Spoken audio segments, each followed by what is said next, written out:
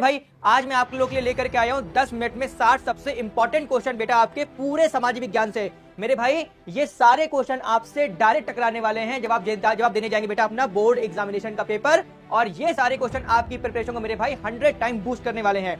प्यारे बच्चों नमस्कार, स्वागत है आपका हमारे इस प्यारे से platform UP board high school Vidyakul में। मैं आपका एसएसटी टीचर दीपक दुबे आप सभी का अपनी क्लास में भरपूर स्वागत कर रहा हूं।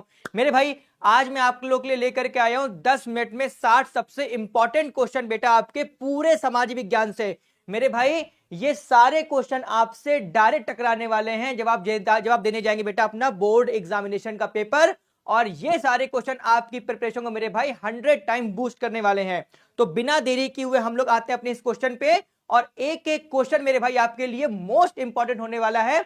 तो बिना किसी देरी की चलिए बेटा आज हम लोग शुरू करते हैं अपने ये सारे क्वेश्चन। देखिए पहला क्वेश्चन आपसे क्या पूछा जा रहा है, राष्ट्रवाद का उदय कौन सी घटना के बाद हुआ था? तो मेरे भाई आप क्या लगा देंगे, ऑप्शन नंबर ए फ्रांसीसी क्रांति। सेकंड देखिए, इटली को एकीकृत करने में महत्वपूर्ण भूमिका किसने निभाई थी?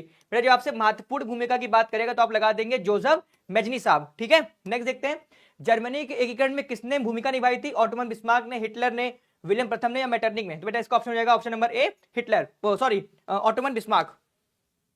महात्मा गांधी ने पहली बार सत्याग्रह का आंदोलन कहां प्रारंभ किया था? तो बेटा सबको पता है चंपारण। और वो बेटा ईयर कौन सा था? वो ईयर था आपका 1917। चलो आगे बढ़ते हैं, नमक सत्याग्रह किस वर्ष प्रारंभ किया गया था? 1920 में, 1930 में, 1942 में या 1919 में? तो बेटा आपका हो जाएगा ऑप्शन नंबर बी 1930 में। आगे देखो, भारत छोड़ो आंदोलन का मुख्य नारा क्या था? तो बेटा करो या मरो, डू या डाई, इसका मुख्य नारा था। ठीक है, डू और डाई। औपनिवेशिक व्यापार का सबसे महत्वपूर्ण केंद्र कौन सा था? बेटा महत्वपूर्ण केंद्र की बात कर रहा है तो ये बेटा आपका हो जाएगा ऑप्शन नंबर ए भारत। ऑप्शन नंबर ए मेरे भाई क्या हो जाएगा आपका? भारत हो जाएगा। आगे देखिए, सिल्क रोड किससे संबंधित था? रेशम और मसालों के व्यापार से? बिल्कुल था। सोने और चांदी के व्यापार से? बिल्कुल था। तेल व्यापार से? बिल्कुल। तो आपका हो जाएगा ऑप्शन नंबर डी उपरोक्त सभी। वीना कांग्रेस के द्वारा फ्रांस में किस शासक वंश की पुनर्स्थापना की गई थी? भाई पुनर्स्थापना की बात कर रहा है, हैम्सबर्ग, आर्लिया, बर्बन या जारशाही? तो बेटा आपका हो जाएगा option number C Bourbon dynasty, है ना, लुई 16 इसी वंश से था। औद्योगिक क्रांति का आरंभ कहां पर हुआ था? England, Germany, France, Japan? तो बेटा आपका हो जाएगा ऑप्शन नंबर ए इंग्लैंड। आगे देखते हैं, पहली रेलवे लाइन किस देश में प्रारंभ की गई थी? इंग्लैंड में, अमेरिका में, भारत में, जर्मनी में? तो बेटा आपका हो जाएगा ऑप्शन नंबर ए इंग्लैंड। ठीक है, आगे बढ़ते हैं, भारत में रेलवे का निर्माण किसने कराया था? ब्रिटिश सरकार ने, मुगल शासन ने, भारतीय व्यापारियों ने या फ्रांसीसियों ने? तो ऑप्शन नंबर ए हो जाएगा आपका ब्रिटिश सरकार।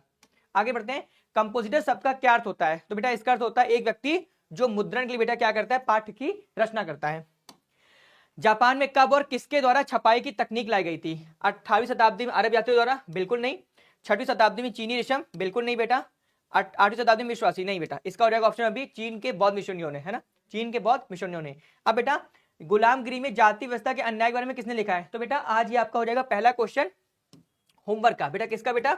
होमवर्क क्वेश्चन हो जाएगा, आपको इसको मुझे कमेंट सेक्शन में आंसर करना है। आइए आगे बढ़ते हैं, सोपानी कृषि किस राज्य में प्रचलित है? बिहार के मैदानी क्षेत्र में? नहीं। हरियाणा में? बिल्कुल नहीं। पंजाब? बिल्कुल नहीं। हो जाएगा आपका ऑप्शन में बी उत्तराखंड। ठीक है, चलिए आगे बढ़ते हैं, सीमेंट उद्योग का सबसे प्रमुख कच्चा माल क्या है? रॉ मटेरियल की बात कर रहा है तो आपका हो जाएगा ए चूना पत्थर।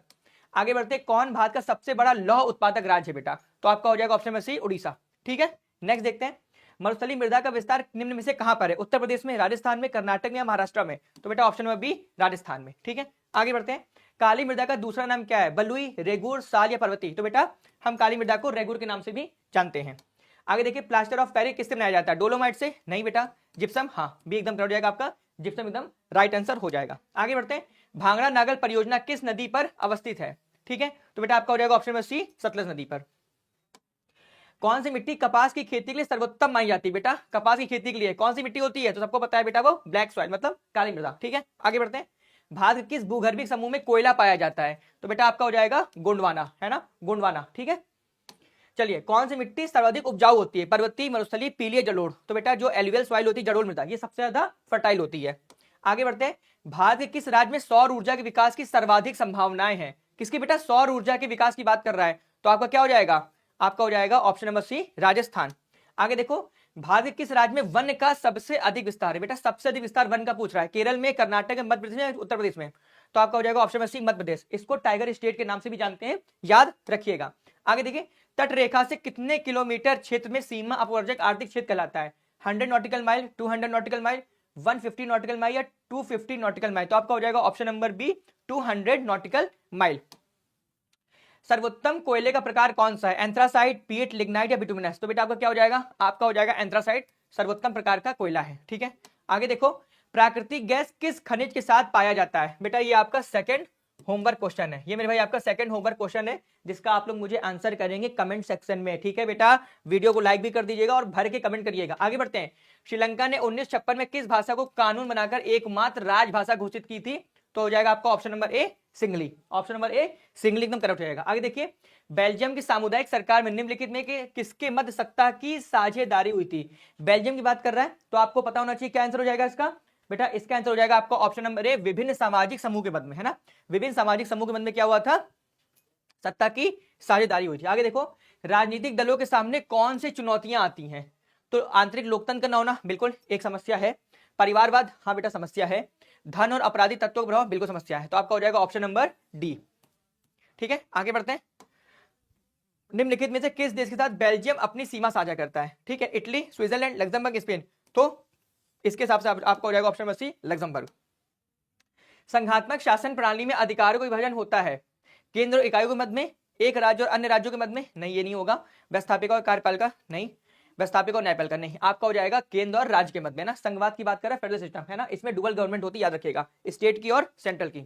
निम्नलिखित में से कौन संघीय राज्य नहीं है? संघीय राज्य की बात करा तो मणिपुर है, त्रिपुरा है, हिमाचल प्रदेश है, मतलब आपका जम्मू कश्मीर नहीं होगा। और नहीं पूछ रहा है तो आपका ऑप्शन क्या हो जाएगा? डी हो जाएगा, जम्मू एंड कश्मीर, ये यूनियन टेरिटरी है। निम्नलिखित में से क्या राज्य सूची का विषय नहीं है? राज्य सूची के विषय की बात कर रहा है तो पुलिस हाँ होता है, कृषि होती है, सिंचाई होती है, मुद्रा नहीं होती है। मुद्रा बेटा संघ सूची का मामला है, मुद्रा बेटा आपके संघ सूची का मामला है।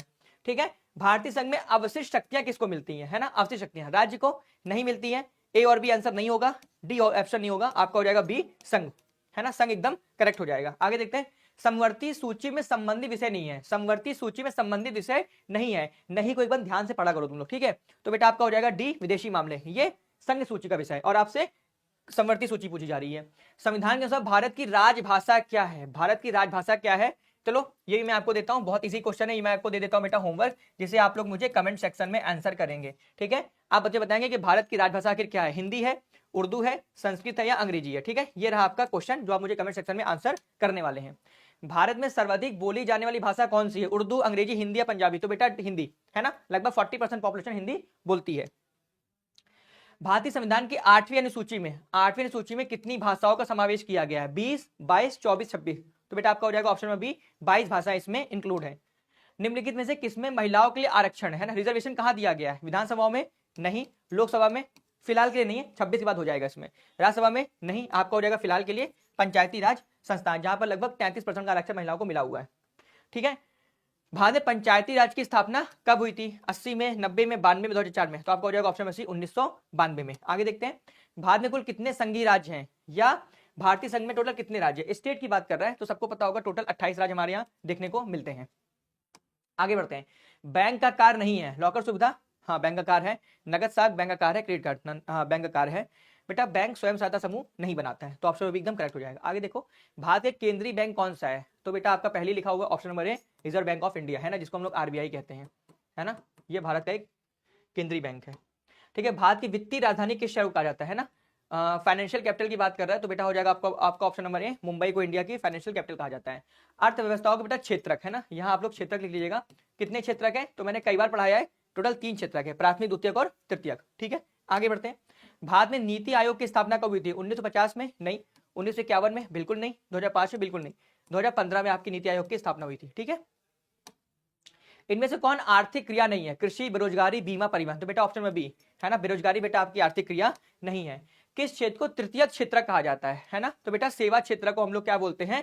तृतीय क्षेत्र के नाम से जानते हैं। किसको बेटा? सेवा क्षेत्र को हम लोग तृतीय क्षेत्र के नाम से जानते हैं। आगे बढ़ते हैं, निम्न को प्राथमिक क्षेत्र कहा जाता है, तो बेटा कृषि क्षेत्र को, है ना, इसको हम लोग क्या बोलते हैं? प्राथमिक क्षेत्र कहते हैं। जीवन की भौतिक गुणवत्ता का सूचक क्या है बेटा?